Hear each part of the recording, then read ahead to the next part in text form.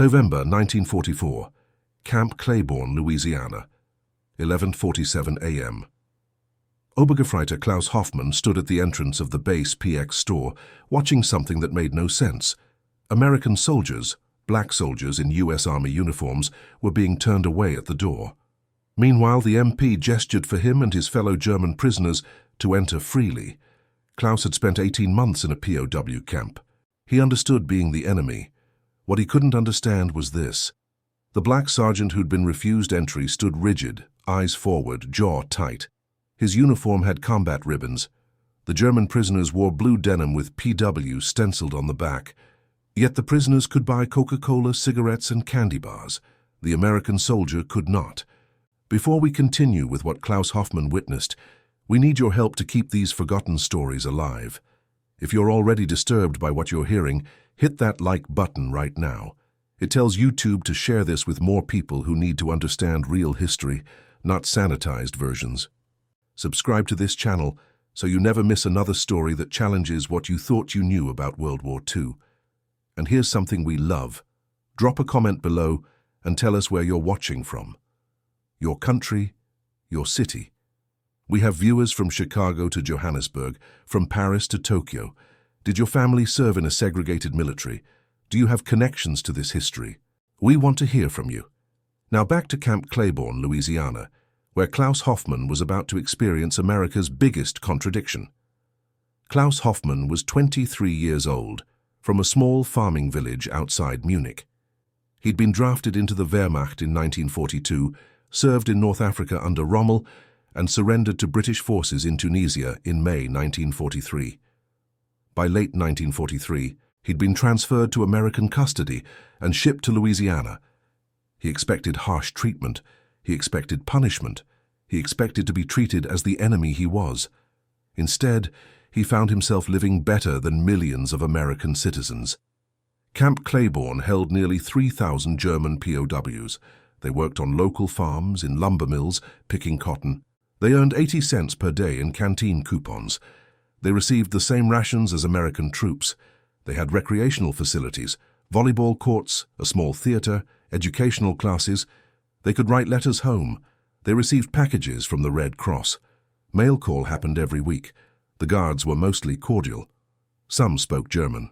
One sergeant, a first-generation American from Pennsylvania, would share cigarettes and talk about his grandparents in Bavaria. The work was hard but fair. The food was better than anything Klaus had eaten in North Africa.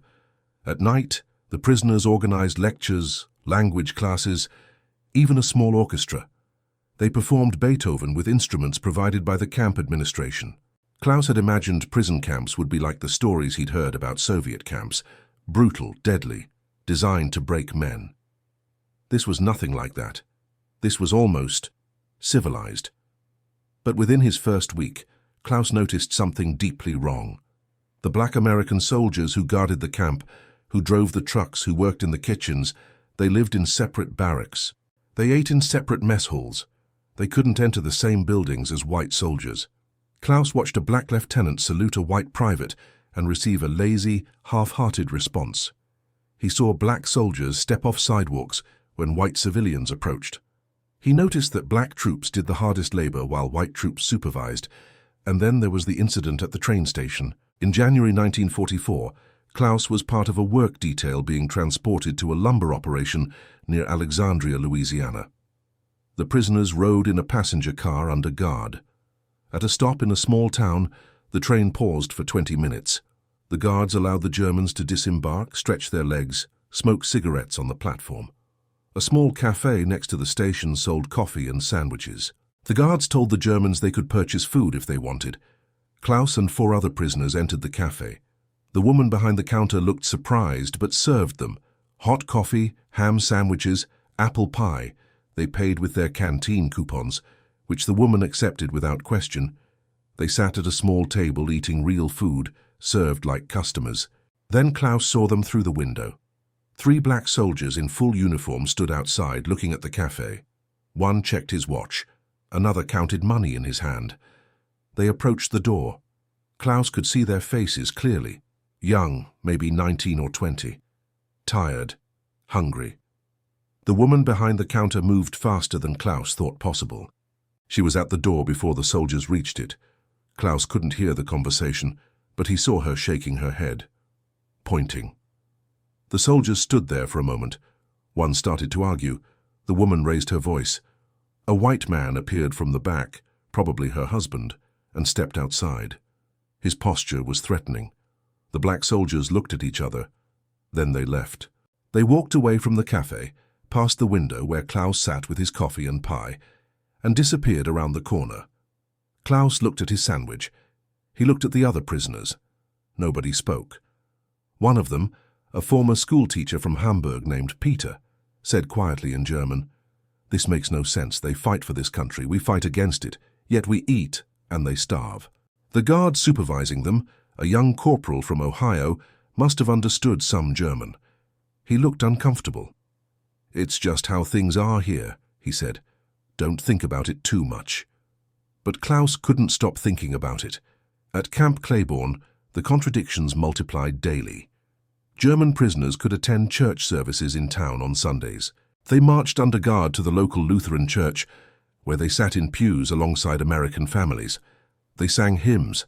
They took communion. After the service, church ladies served them lemonade and cookies on the lawn. These same church ladies organized donation drives to send care packages to the POW camp. Blankets, books, sewing kits. Black American soldiers stationed at the camp could not attend these churches. Claiborne was in Louisiana, deep in Jim Crow territory. Black soldiers had their own segregated chapel on base. If they wanted to attend civilian churches, they had to travel to the colored side of town, where separate Baptist and Methodist churches served the black community. No lemonade socials, no care packages. The German prisoners could use the base swimming pool on designated afternoons. They splashed and played water polo, guarded by a single MP who mostly read magazines. Black soldiers could not use this pool. There was talk of building a separate pool for colored troops, but it never materialized. In the Louisiana heat, white soldiers swam, German prisoners swam, black soldiers sweated. The prisoners received medical care from the base hospital. Real doctors, dentists. Klaus had a tooth filled in February 1944, no charge, part of Geneva Convention requirements. Black soldiers received medical care from segregated facilities, often understaffed and undersupplied. Klaus heard stories from sympathetic guards about black troops waiting hours for treatment that white soldiers received immediately, about black soldiers being told to tough it out for injuries that would get white soldiers immediate attention. The most absurd moment came in March 1944. A German prisoner named Franz, a Berliner with a sharp sense of humor, was working a detail at the base theater. They were moving chairs, preparing for a USO show scheduled for that evening. Franz asked the sergeant supervising the work detail if prisoners could attend. The sergeant checked with his superior.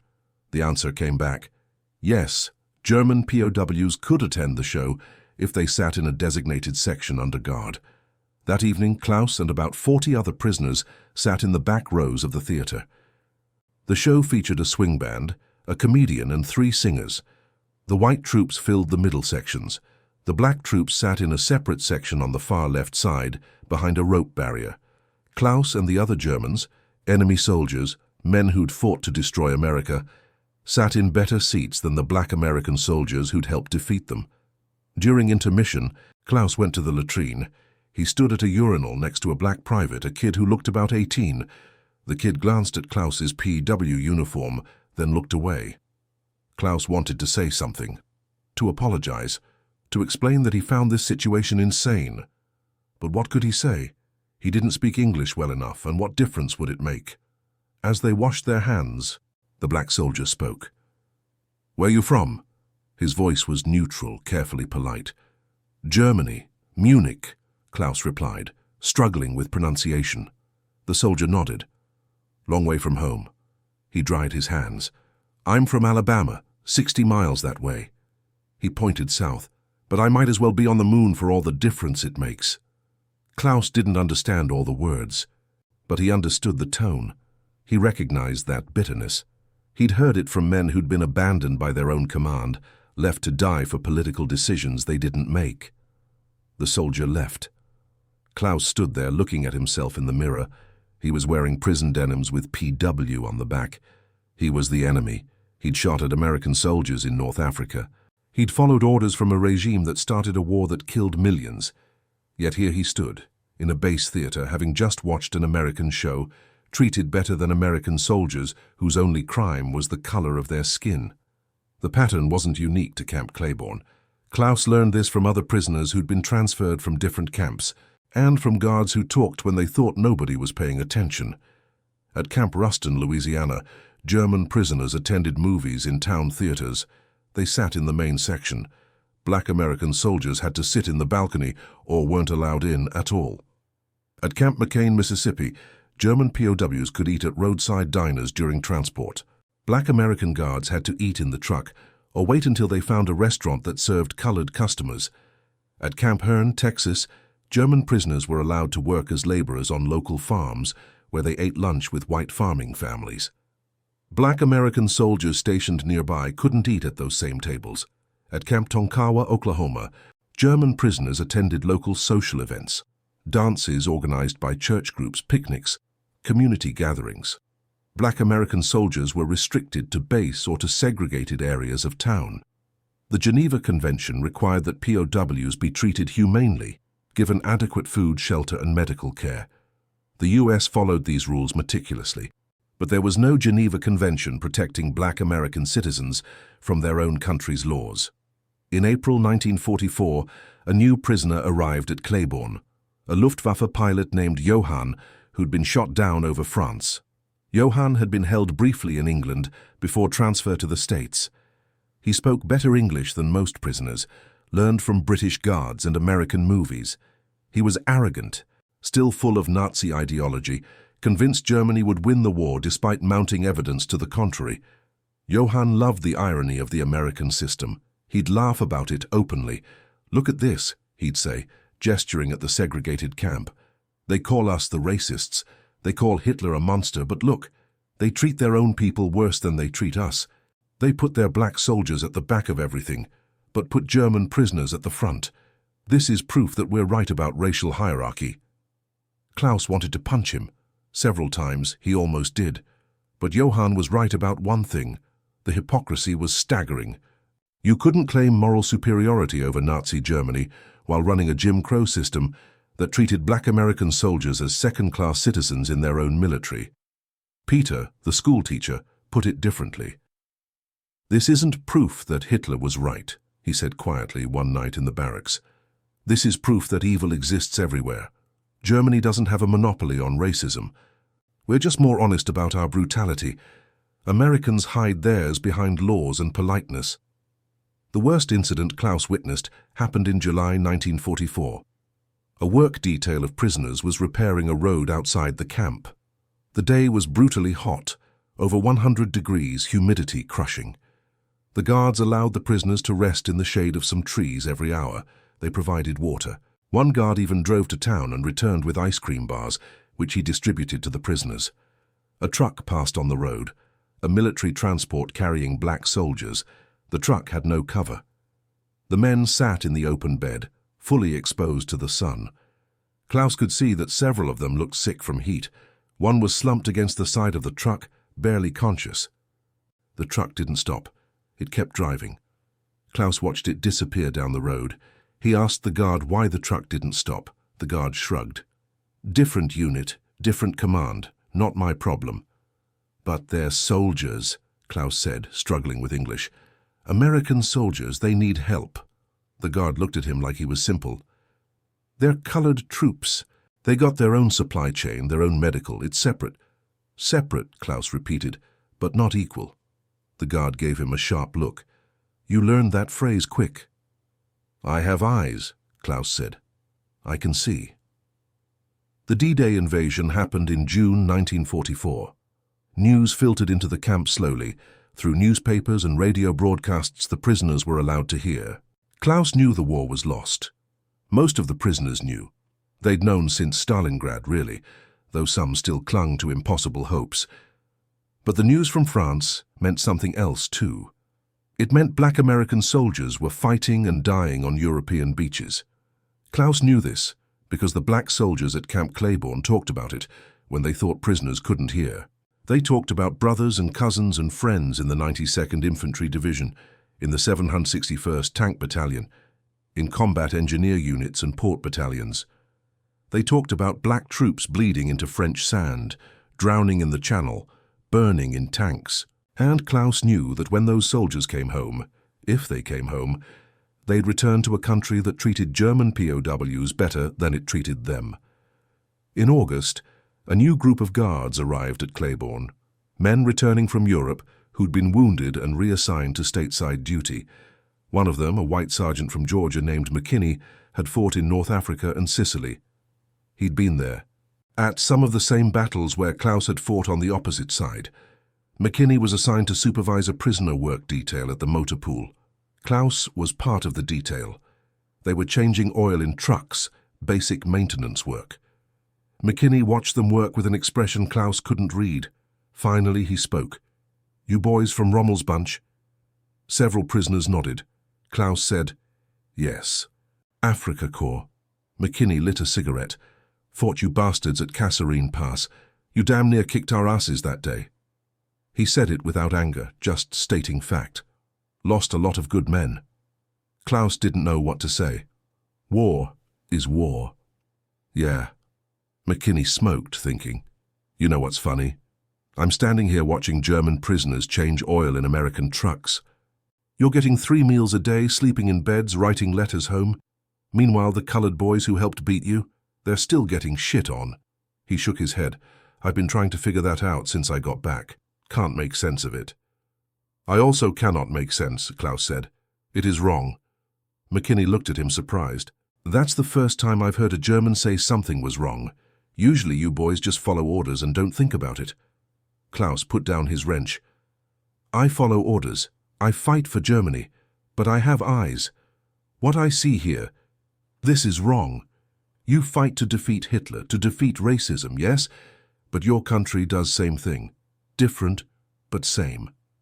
"Not the same," McKinney said, but his voice lacked conviction. "We don't have concentration camps." "No," Klaus agreed. "But you have other things. Lynching, segregation. Your soldiers cannot eat in restaurants, cannot swim in pools, cannot sit in theaters. This is also wrong." McKinney didn't respond. He finished his cigarette, crushed it under his boot, and walked away. The contradiction affected different prisoners differently. The hardcore Nazis, like Johann, used it as propaganda. They saw it as proof of Aryan superiority, evidence that America secretly agreed with German racial theories, even while fighting against them. These prisoners left the camps after the war still believing in Nazi ideology, convinced that America's treatment of black citizens validated everything Hitler had preached. But other prisoners, maybe the majority, found it deeply disturbing. These were men who'd believed they were fighting for Germany, for their homeland, for their families. They'd accepted the Nazi Party as the price of stability after the chaos of the Weimar years, but they weren't true believers. They'd fought because they had to, because refusing meant death or concentration camps for their families. Now they sat in American POW camps, treated better than American soldiers, and it broke something in their worldview. Peter, the schoolteacher, wrote letters to his wife back in Hamburg. The censors read everything, so he had to be careful, but Klaus saw him struggle with how to explain it. "The Americans are good people," Peter wrote in one letter. "They follow rules. They are fair to us. But they have a deep sickness in their society that they refuse to see. It is like a man who brushes his teeth and washes his hands, but ignores the cancer growing in his stomach." Klaus thought about that metaphor a lot. A cancer ignored. A wound that wouldn't heal because nobody wanted to admit it existed. In September 1944, a fight broke out in the camp, not between prisoners and guards, between prisoners themselves. A group of Nazi loyalists attacked a prisoner named Thomas, who'd been overheard saying that Germany deserved to lose the war. Thomas had made friends with one of the black guards, a corporal from Detroit, named Williams. Williams had told Thomas about his life, about growing up in the North where segregation was less overt, but still present, about his hopes that fighting in this war might change things for black Americans. The Nazi prisoners saw Thomas and Williams talking. saw something they interpreted as betrayal of racial purity. They beat Thomas badly. Fractured jaw, broken ribs, internal bleeding. Williams found him and called for help. The American medical staff saved Thomas's life. The Nazi prisoners who'd attacked Thomas were placed in segregated detention, but the irony wasn't lost on anyone. German prisoners were punished for racial violence while the entire American system around them was built on racial hierarchy. Thomas recovered. When he was well enough to talk, he asked to speak with Klaus. They sat outside the infirmary in October sunshine. Thomas's jaw was still wired shut, so he spoke with difficulty. "Williams saved my life," Thomas said. "He didn't have to. Nobody would have blamed him if he'd left me there. I'm a German prisoner, I'm the enemy, but he saved me." Thomas was quiet for a moment. "You know what he told me? He said he saved me because it was the right thing to do, because he swore an oath to be a soldier, and soldiers help wounded men. He said it didn't matter that I was German, didn't matter that some of my countrymen wanted me dead. What mattered was that I needed help." Klaus didn't know what to say. Thomas continued. "That man has more honor than most of our officers ever had. But his own country treats him like dirt. How do you make sense of that?" "You don't," Klaus said. "You just remember it. You make sure other people know." The war ended in Europe in May 1945. The news came through official channels. Confirmed by newspaper headlines, the prisoners were shown. Germany had surrendered. Hitler was dead. The Third Reich was finished. Klaus felt relief. The war was over. He would eventually go home. But he also felt something else, a deep sadness for how much had been destroyed, how many had died, and for what? For a madman's fantasy of racial purity and empire. For nothing. The camp held a meeting. The American commander addressed the prisoners, explained that they would remain in custody until repatriation procedures could be arranged. He said they would be treated fairly, would continue to receive proper food and shelter.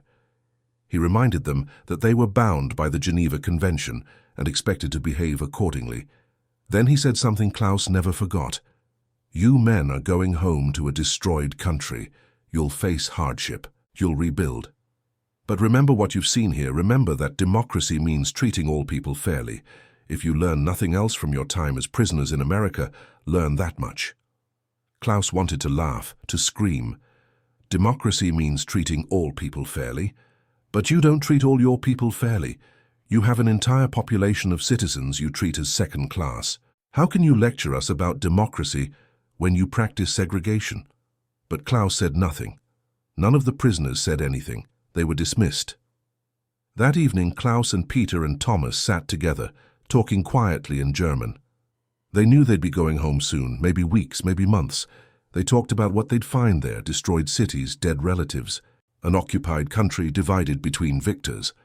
"I wonder," Thomas said, "if the black American soldiers will find anything different when they go home. Will they finally get recognition? Will America change?" Klaus shook his head. "I don't think so. I think they will go home and America will say thank you for your service and then put them back in their place. Back to segregation. Back to Jim Crow. Back to being treated worse than German prisoners. That would be the cruelest thing," and Peter said, "to ask them to fight and die for freedom, then deny them that freedom when they return." They were right. Klaus Hoffmann was repatriated to Germany in February 1946. He returned to a country in ruins. Munich had been bombed to rubble. His family's farm was damaged but intact.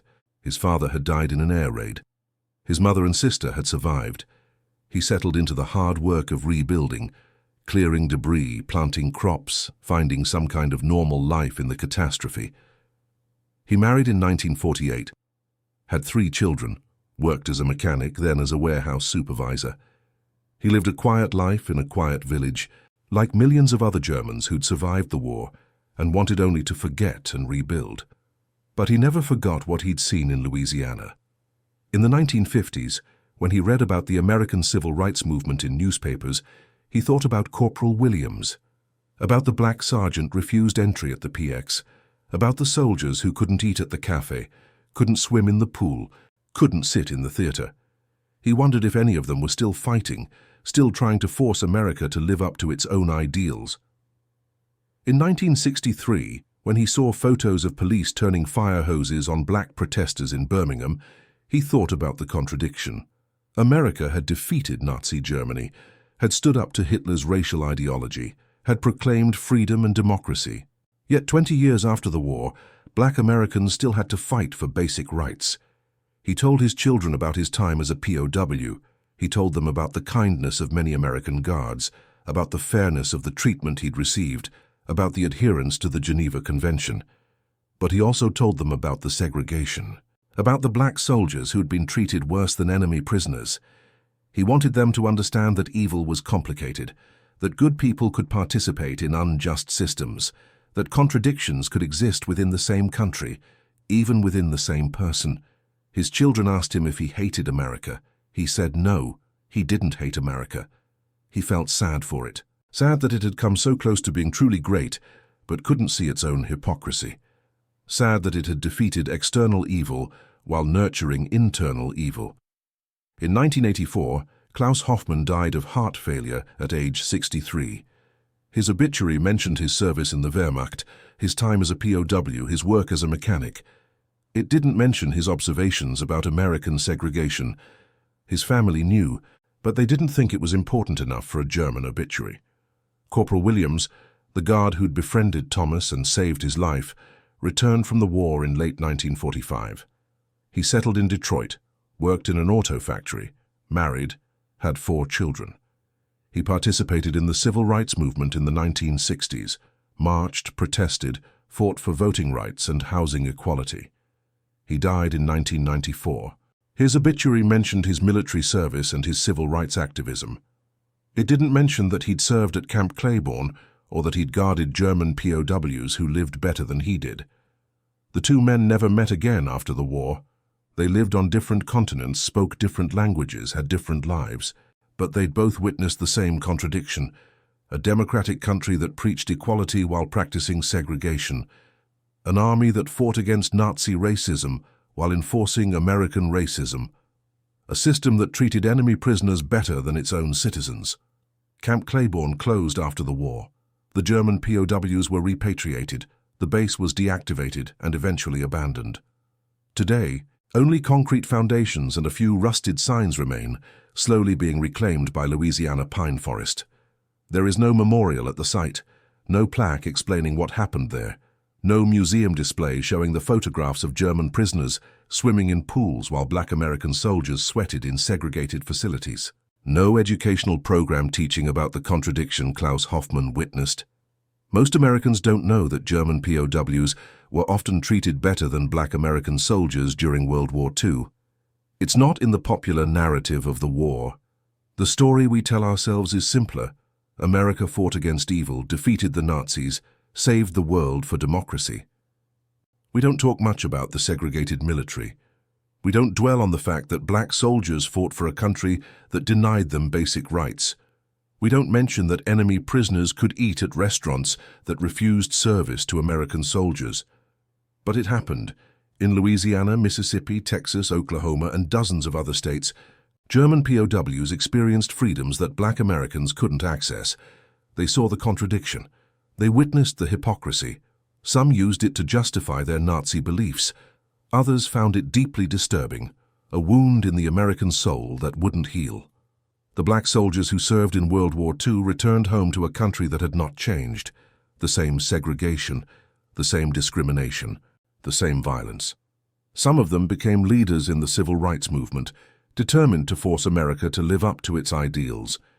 It took another 20 years of struggle, protests, boycotts, beatings, deaths, before the Civil Rights Act and Voting Rights Act began to dismantle the Jim Crow system. Today we celebrate the greatest generation that fought World War II. We honor their sacrifice, their courage, their commitment to defeating fascism. And we should. But we should also remember the whole truth, that America fought against Nazi racism while enforcing its own racial hierarchy. That German prisoners were treated with dignity while black American soldiers were treated with contempt.